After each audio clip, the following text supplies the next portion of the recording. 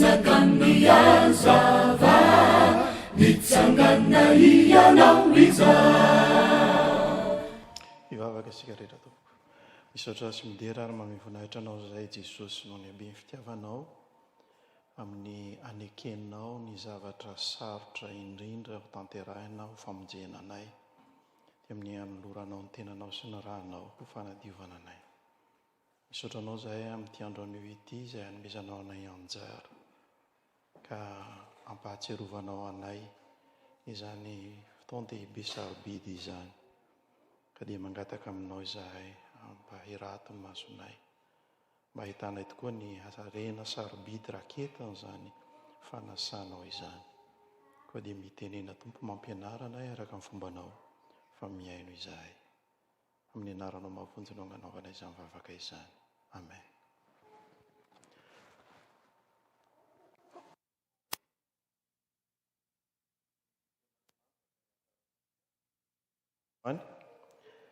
Amin'izao alakamisy masina izao dia hitantsika ao amin'ny Matio toko 4:20. Filazantsara araka amin'ny Matio toko 4:20 ny 17:20 ka hatramin'ny 19:20. Matio toko 4:20 ny 17:20 ka hatramin'ny 19:20. Toy izao ny fivakin'ny teny amin'ny anaran'i Jesosy. Ary tamin'ny voalohany andro fihinanana ny mofo tsy misy masirasira, dia nankeo amin'i Jesosy ny mpianatra ka nanao hoe: aiza no tianao hanamboaranay hihinananao ny Paska? Ary hoy izy: mankanesa any amin'ny tanàna ho any amin'ny rahalehilahy ka lazao aminy hoe: hoy ny mpampianatra, efa akaiky ny fotoako, koa ato aminao aho sy ny mpianatro no hitandrina ny Paska. Ary ny mpianatra dia nanao araka ny nasain'i Jesosy sy nataony ka nanamboatra ny Paska. Ary noho ny hariva ny andro dia nipetraka nihinana izy mba amin'ny mpianatra 12 lahy. Ary raha mbola nihinana izy dia hoy Jesosy: lazaiko aminareo marina tokoa fa ny anankiray aminareo hamadika ahy. Dia nalahelo indrindra izy rehetra ka samy nanontany azy hoe: moa izao va izany tompoko? Ary izy namalika nanao hoe: izay niarana natsoboka ny tanany tamiko tao anatin'ny lovia, izy no hamadika ahy. Ny zanak'olona dia mandeha tokoa araka ny nanoratana azy. Nefa lozan'izany olona ahazona ny zanak'olona hatolotra. Tsara ho an'izany olona izany raha tsy ary akory. Ary Jodasy izay hamadika azy dia namalika nanao hoe: izao va izany raby eo? Dia hoy izy taminy: voalazanao. Ary mbola nihinana izy dia nandray mofo Jesosy, ka noho ny efa nisaotra izy dia novakiny ka natolo ny mpianatra ary hoy izy: raiso hano, ity no tenako. Ary nandray kapoaka izy ka noho ny efa nisaotra dia natolony azy ka nataony hoe: sotroinareo rehetra ity, fa ity no rako, dia ny amin'ny fanekena izay alatsaka ho an'ny maro ho famelan-keloko. Ary lazaiko aminareo fa hatramin'izao dia tsy mba hisotro itony vokatry ny voaloboka itony intsony aho. Mandra-piavy ny andro iarahako misotro izay vaovao aminareo any amin'ny fanjakan'ny raiko. Ray masino manamasinana amin'ny fahamarinana, ny teninao ny fahamarinana. Amen.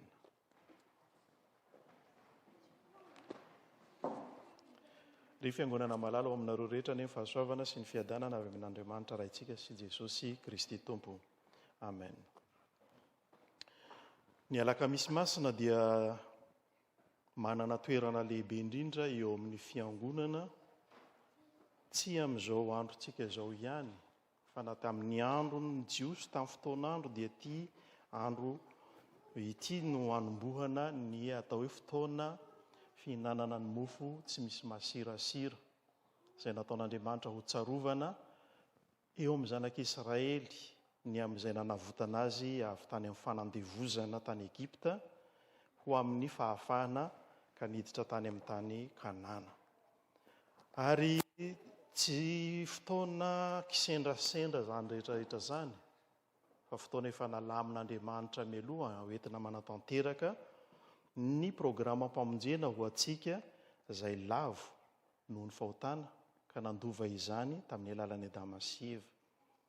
Ary tsy maintsy manatanteraka ny lalam-pamonjen'Andriamanitra mba hahazoany olona mandova ny fiainana mandrakizay. Izay no ilazany Jesosy hoe: izay rehetra mihinana ny nofoko sy misotro ny rako no hanana fiainana mandrakizay. Raha mijery ny Jaona toko 1 atsika ny filazantsara ny soratan'ny Jaona moa zany, ao amin'ny toko 1, ady hevitra lehibe teo amin'ny Jiosy manoloana an Jesosy. Ny amin'ny nilazan Jesosy hoe ity ny mofo nidina avy any an-danitra, ka raha tsy mihinana ny nofoko sy misotro ny rako ianareo dia tsy hanana anjara ao amin'ny fanjakana ao amin'ny fiainana mandrakizay. Ka nanahirana ny zanaki ny Jiosy tamin'ny fotoan'andro izany fanazavan'i Jesosy zany. Nametra-panontaniana izy ireo ka nanao hoe ataon'le io ahoana moa no fanomeny nofony ho hanintsika. Tsy azon'ny olombelona velively tamin'ny fotoan'andro ny zavatra lazain'i Jesosy, satria ny raisiny araka ny fihevitry ny nofo na ara-materialy no andraisany ny hevitra Jesosy. Ary tamin'izany ilazany amin'i Jesosy manao hoe ny razambentsika ny hinana ny mofo tany anefitra, fa inona ny famantarana mba ataonao ny amin'izany. Dia io no ilazany Jesosy hoe ny tenako no fihinana, ny nofoko no fihinana, ary ny rako no fisotro. Sahirana ny olona ny amin'izany. Ary zavatra fady teo amin'ny Jiosy zany hoe misotro raha zany na mihinana raha zany. Fiangonana tamin'ny andro voalohany aza nanahirana ny fanjakana Romanina fa hoe manao fotoana kanibalista ry zareo retsy olona retsy satria misotro raha ry zareo ao, mihinana nofo ry zareo ao, satria ny raisy ny olona ara-nofo ny fihevitry ny tenin'Andriamanitra. Ary eto Jesosy no nampiseho mazava tsara ny symbole mikasika an'izany zavatra lazain'i Jesosy zany. Dia nilazany hoe ity, rehefa nandray mofo izy tamin'ity fotoan'andro alakamisy mialohan'ny Pasika ity, dia nandray ny mofo izy dia voalaza eto hoe novakiny, dia nilazany hoe ity no tenako. Ary nandray ny kapoaka izy izay nisy ny divay, dia nilazany hoe ity no rako izay alatsaka ho an'ny maro ho famelan-keloka izao no ataovanareo ho fahatsiarovanao i Jesosy. Io no raisin'ny fiangonana hoe sakramenta, satria misy zavatra tsy hita maso atolotr'Andriamanitra amin'ny alalan'ny zavatra hita maso, ny amin'ny fanolorana an Jesosy ny tenany sy ny rany amin'ny alalan'ny mofo sy ny divay, ho symbole eo amin'ny fiangonana, eo amin'ny mpino, eo amin'ny fivorian'ny mpino. Izany ahazona manatanteraka ilay fanadiovana tanteraka ny raha ny fahotan'ny olombelona. Dia nomeny Jesosy mialoha izany famantarana izany. Fa rehefa avy eo izy maty, nalatsaka ny rany, fa tsy ilay rany velona izay nalatsaka teo amin'ny hazo fijaliana no sotrotsika, fa ilay symbole ifanlazainy mialoha hoe ireto ny famantarana ho raisin'ny fiangonana. Io ilay atao hoe fanasana. Eto ny fanasana ho antsika fiangonana dia lazaina mazava tsara fa tsy fanasana invitation izy ity, hoe asaina ianareo mba hisotro ny tena amban-drahan'i Jesosy, hihinana ny nofo ny hisotro ny rano, tsy fanasana tahaka an'izany, fa mazava tsara izay lazainy ao amin'ny Jaona toko 7:10 raha tadidintsika tsara. Jesosy nanasa ny tongotry ny mpianany. Ahoana hoy Jesosy tamin'ny Petera? Rehefa Petera namaly hoe aoka ianao tsy hanasa ahy tompo, ianao ve mpampianatra, ianao indray no hanasa ny tompo? Dia hoy Jesosy, raha tsy sasako ianao dia tsy hanana anjara fiainana mandrakizay, tsy hanana anjara lova ho aminy raha tsy sasako. Io no hevitry ny atao hoe fanasan'ny tompo. Sasan'ny tompo ny fahotana rehefa manatona azy isika. Zany no atao hoe fanasan'ny tompo, fa tsy hoe manasanao hihinana izy, tsy izay no hevitrany, fa manatona azy ianao ho sasany. Izay no mahatonga antsika atao hoe manatona ny fanasan'ny tompo isika mba ho dioviny. Fa tsy hoe ny tompo manao invitation mba hihinan-kanina. Tsy festin akory ny hevitry ny hoe fanasan'ny tompo, fa sakramenta. Ary izay mahafa azy nampiavaka ity atao hoe fanasan'ny tompo ity, satria misy zavatra raisin'ny olona mandray azy ao, dia ny famelana ny fahotana, ny fanadiovana tanteraka. Ary io lazain'i Jesosy hoe fanadiovana, raha tsy diovoka ianao, raha tsy sasako ianao hadio, dia tsy hanana anjara ao amin'ny fiainana mandrakizay. Ka raha manatona ny fanasan'ny tompo isika, tsy fombafomba fotsiny ihany io, fa misy zavatra men'Andriamanitra ho an'izay rehetra manatona, dia ny famelana ny fahotana, famelana ny otatsika, ary ny dikany io fihinanantsika ny nofo sy ny rano io mampiseho indrindra ny fahafatesan'i Jesosy feno izany, satria matoa misy raha latsaka dia misy fahafatesana ao, dia ny fahafatesan'i Kristy izay manaraka an'ity fotoana izay nanendren'ny fanasany ity, dia tsy maintsy ho tanteraka ny amin'ny zavatra lazaina ny amin'ny zanak'olona i Jesosy. Inona ny lazaina ny amin'ny zanak'olona? Dia ny fahafatesan'ilay ondry zanak'ondry tsy misy kilema tandindon'ilay tany amin'ny tany Egipta, ka lazaina amin'ny Exodosy 2:12 vakiana tamintsika teo, ny amin'ny fakanan'ny zanak'ondry tsy misy kilema no vonoina. Dia ino no hohanin'ny olona rehetra dia tandindon'izany Jesosy ilay zanak'ondrin'Andriamanitra tsy misy kilema. Iza no nahita ny kileman'i Jesosy? Ary Jesosy efa niteny hoe iza aminareo no afaka hilaza ka hanameloka ny amin'ny zavatra natao ka misy zavatra tsy mety. Mampiseho indrindra hoe Jesosy ilay zanak'ondrin'Andriamanitra tsisy kilema no vonoina teo amin'ny hazo fijaliana. Zany no fonosiny atao hoe fanasan'ny tompo. Ka tsarovantsika amin'ity andro alakamisy ity, mialohan'ny hahafatesany, dia ahitantsika hoe tena io Jesosy, maty tokoa izy, no vonoina ilay zanak'ondrin'Andriamanitra.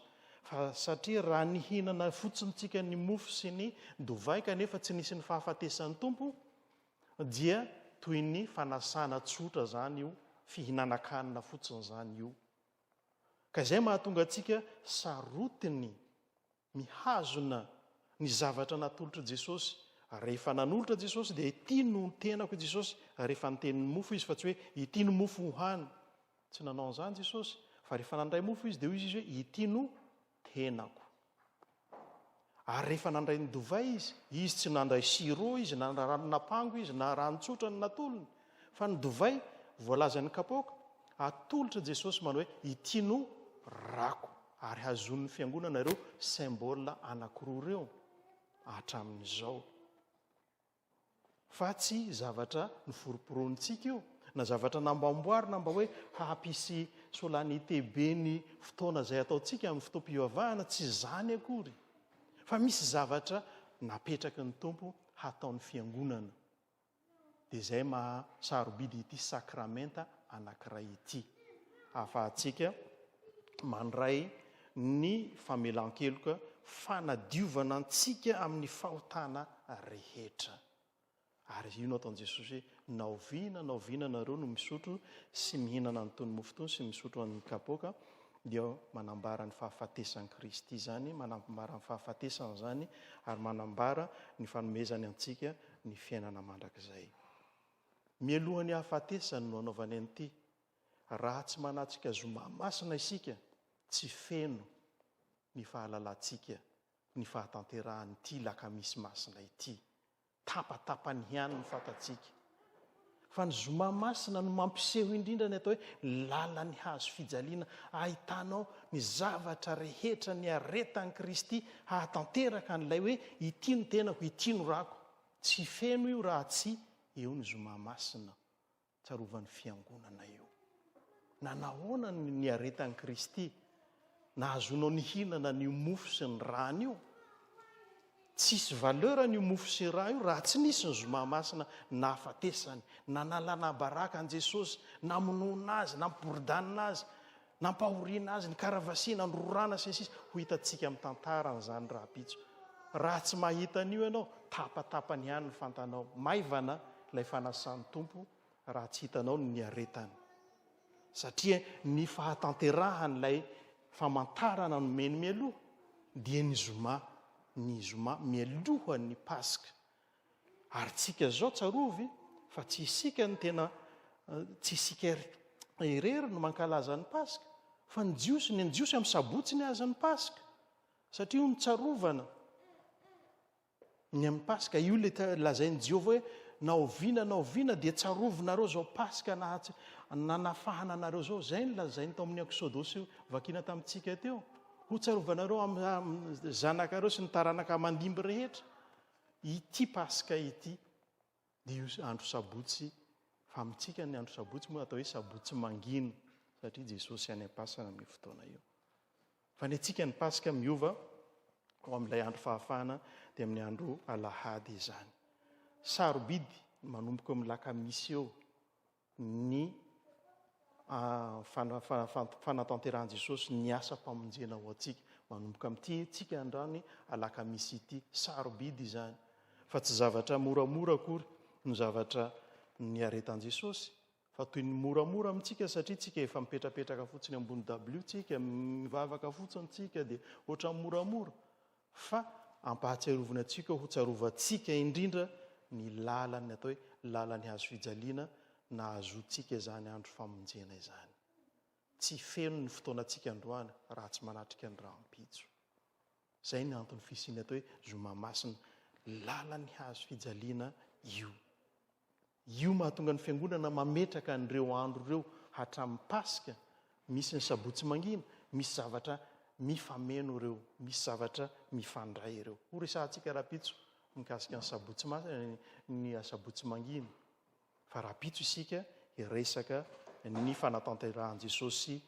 arabaky teny ny zavatra lazainy eto ny amin'ny fanomezan'ny tenany sy ny fandatsahan'ny rany mba ho ahy soanao raisitsika amin'ny symbole androany zay efa nitendreny raha teo hoe itino tenako ary itino rako sotroinareo rehetra ity fa io no fanekena zay nataon'Andriamanitra ho fanavotana antsika raha tsy mandray ny tena amin'i Jesosy Kristy isika ka misotro ny rano hoy Jesosy dia tsy hanana anjara ao aminy zay ny lazain'i Jesosy zay raha tsy misotro ny rano mihinana ny nofony isika tsy hanana anjara ao aminy rehefa manatona ianao ka mandray ny tenan'i Kristy sy misotro ny rano dia tsarova fa ao amin'ny tompo ianao zay manana anjara ao aminy ianao zay ao aminy ianao io lazain'i Jesosy hoe ianao ao aminy ary izy ao aminao monina ao aminao jero tsara ny hirantsika fa 920 sy 100 iny rehefa avy mandray Jesosy monina ao am-po ao amin'ny fiainantsika ka tsy ivelambelany fotsiny ihany na fihetsiketsehana fotsiny ihany ny fivavahantsika fa fiainana mifamatotra amin'Andriamanitra mifamatotra amin'i Jesosy ny fiainanao mifamatotra amin'i Jesosy ny ainao ray manontolo miara-miaina ao aminao ny tompo fa tsy irery ianao zay mahasarobidy ny fanasan'ny tompo zay omeny atsika sy atolony atsika ka ataotsika ho tsarovantsika isaky ny manatanteraka an'izany isika Jesosy ianao no ampahery atsika ka hiazona atsika amin'ny finoana marina mba ho fantatsika sy ho sarobidy amintsika izany fanomezana lehibe nomeny atsika amin'izao alakamisy masina izao ho an'Andriamanitra irany any voninahitra zay azy hatramin'ny taloha indrindra ary ho azy mandrakizay amen raiso ny fitahina ny fahasoavan'i Jesosy Kristy tompo sy ny fitiavan'Andriamanitra ray amin'ny firaisana sy ny fiambonana amin'ny fanahy masina ao aminareo rehetra ny hatramin'izao koa mandrakizay amen